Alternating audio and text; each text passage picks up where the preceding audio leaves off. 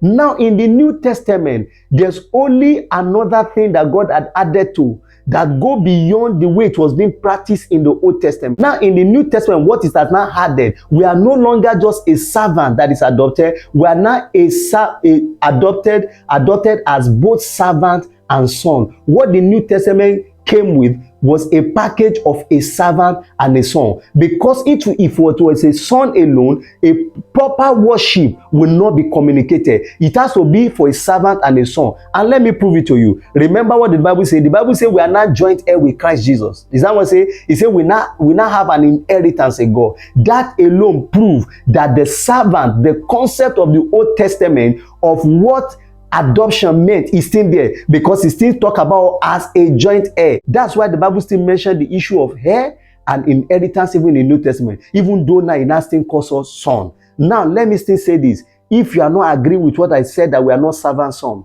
then you ask the question, why is it that the Bible now said on the last day we will give account of the work we have done, which means still worship? And still worship means a servant.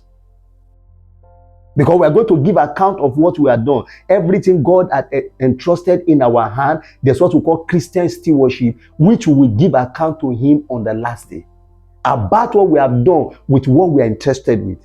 Exactly. That's why a man that is a big business owner, there's a time that the son will get to, that the son will be to him both as a servant.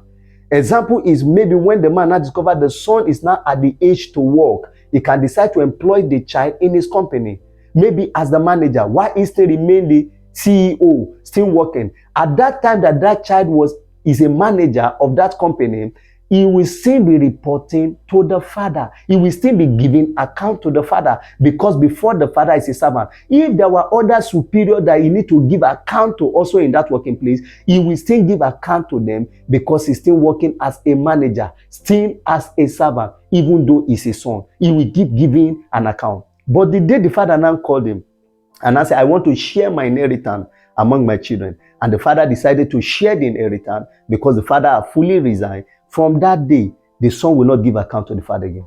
Everyone in the company give accounts to him. Maybe you understand what I'm saying. So therefore, we are both son and we are both servant of